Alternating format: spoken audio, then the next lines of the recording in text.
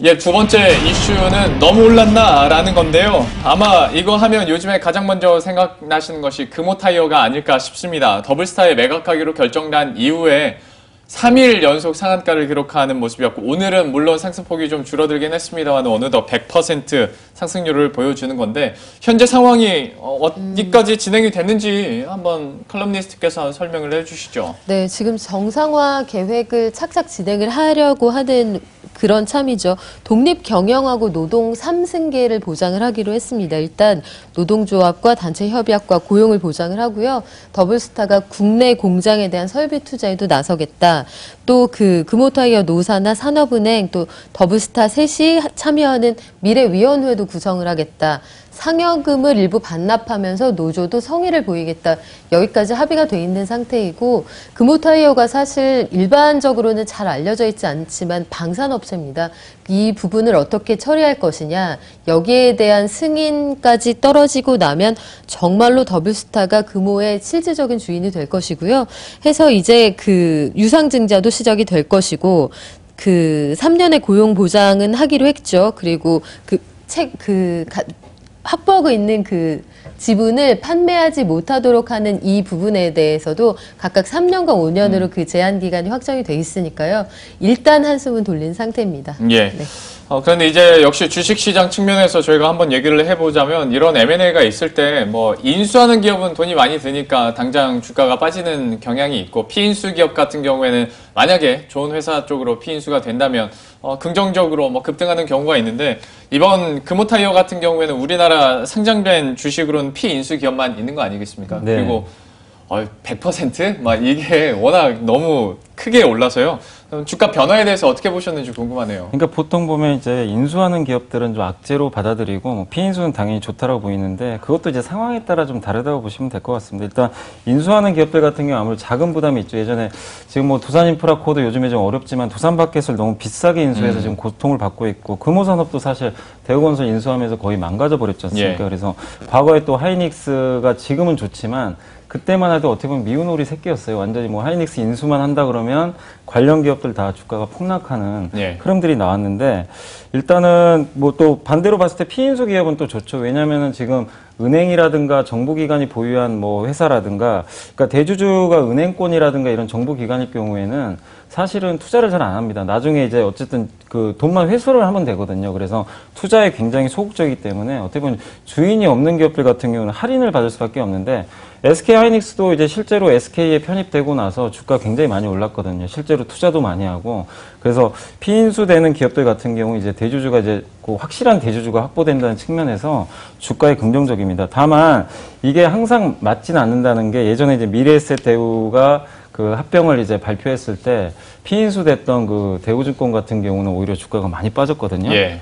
그래서 그 가장 중요한 포인트가 뭐냐면은, 이 합병을 했을 때 이 회사, 두 회사 간의 어떤 시너지인데, 그러니까 서로 없는 걸 서로 이렇게 어떻게 보면 이제 같이 결합을 하는 거죠. 그렇죠. 그러니까 예. 이 카카오와 로엔이 대표적으로 굉장히 성공한 케이스입니다. 네. 로엔 같은 경우는 스트리밍 서비스 강자고, 카카오는 이제 어떻게 보면 이제 검색 서비스 강자라고 보시면 되겠는데, 이 두 회사가 사실 어떻게 보면 잘 결합을 해가지고 없는 걸 새롭게 또 좀 창출을 하면서 시너지 효과를 내면서, 로엔 주가가 사실 주가가 그 후로도 인수되고 나서도 굉장히 좀 많이 올라갔습니다. 그러니까 결국 중요한 거는 피인수다 인수다 보다도 서로 간의 시너지 효과가 좀 발휘되느냐, 이 부분이 중요하고, 뭐 한 가지만 더 말씀드리면, 예전에 제가 여기 나와서도 그 한국콜마하고 CJ 헬스케어 한번 좀 분석을 한번 해드린 적이 있는데, 예. 한국콜마 지금 주가 잘 못 가잖아요. 그러니까 그런 부분도 봤을 때는 한국콜마와 CJ 헬스케어가 좀 사실 겹치는 부분이 많거든요. 예. 그러니까 그런 부분을 좀 고려해서 좀 그 투자에 좀 고민을 하실 필요가 있지 않나 생각합니다.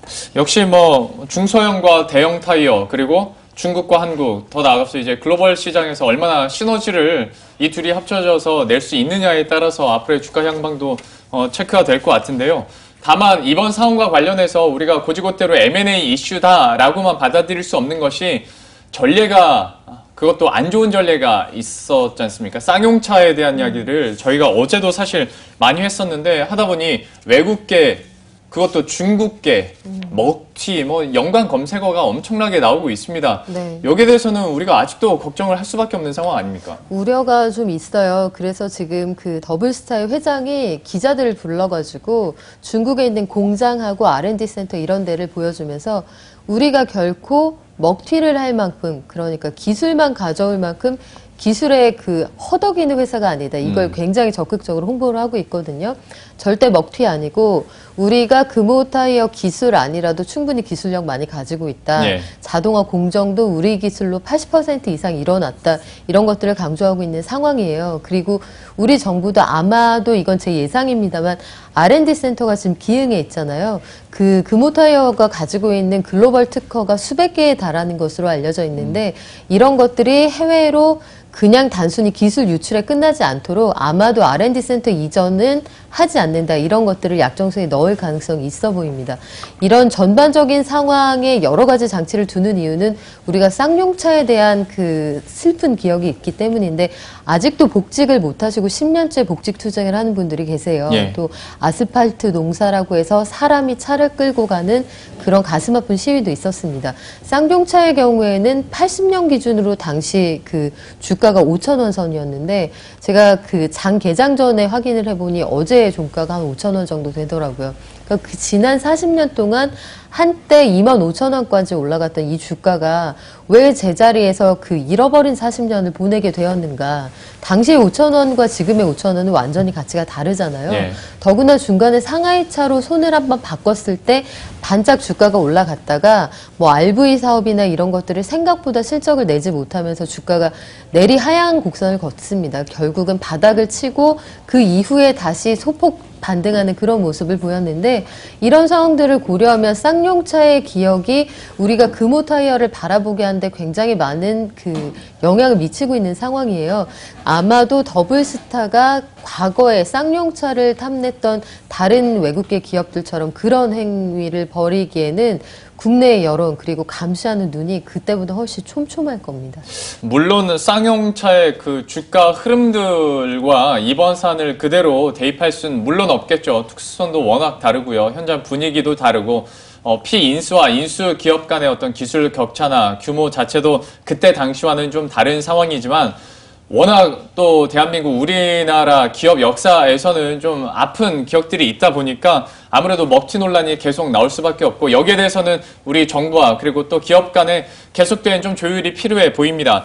마지막으로 그러면 금호타이어 과연 우리가 다시 한번 이런 이슈들이나 논란들을 다 거쳐보고 금호타이어 자체로만 봤을 때 앞으로의 주식 투자 관련 측면에서 어떤 스탠스를 가져야 될지 한마디 조언을 해주시고 마치도록 하죠. 네, 그 금호타이어가 사실 가장 큰 리스크가 이제 부채입니다. 높은 부채는 연간 매출 한 3조 원 되는데 지금 순차익금만 한 2.6조 원이 될 정도로 굉장히 고부채에 시달리는데 일단 더블스타가 이제 그 은행 보유 지분을 이제 그 매입을 하게 되면은 어느 정도 이제 부채 부담을 좀 해소할 수 있거든요. 그리고 채권단 측에서도 이제 더블스타 측에 그 어떤 지분 매각을 좀 하면서 보유 채권이 이제 만기들이 앞으로 계속 다가올 텐데 그거를 5년간 연장을 해주기로 좀 결정을 했습니다. 그렇게 보면 이제 부채 부담에서는 그러니까 당분간은 좀 자유로울 수가 있기 때문에 이제는 영업만 정상화를 하면 되거든요. 그리고 더블스타와도 저는 좋은 효과를 좀 기대하고 있는 게 뭐냐면은 아까도 제가 한번 이제 시너지 효과 좀 서로 없는 걸 가져야 된다고 말씀드렸는데 예. 더블스타는 이제 중국 5위 타이어 업체인데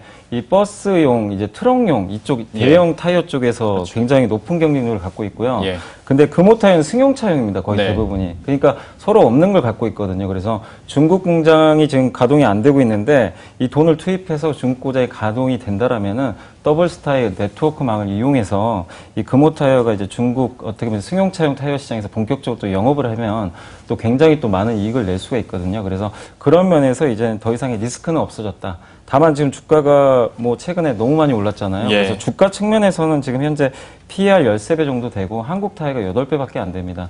너무 비싸진 건 사실이거든요. 그래서 그런 면에서 주가 매력도는 좀 어느 정도 낮아졌기 때문에 지금은 좀 이런 이슈를 이용해서 좀 비중을 줄이고 차후에 다시 한번 재접근하는 전략이 필요할 것 같습니다. 예, 이렇게 해서 오늘 심층 토크 시간에는 엘리엇과 관련된 현대차그룹 이야기 그리고 금호타이어 이야기까지 함께 전해드렸습니다. 지금까지 박연미 경제 칼럼니스트, 이베스트 투자증권 IM 영업팀의 염승원 차장과 함께했습니다. 오늘 말씀 고맙습니다. 예, 심층 토크 이렇게 마무리 짓고요. 현재 들어오고 있는 뉴스들은 또 어떤 것들이 있는지 이슈 파노라마 통해서 함께 확인하고 오겠습니다.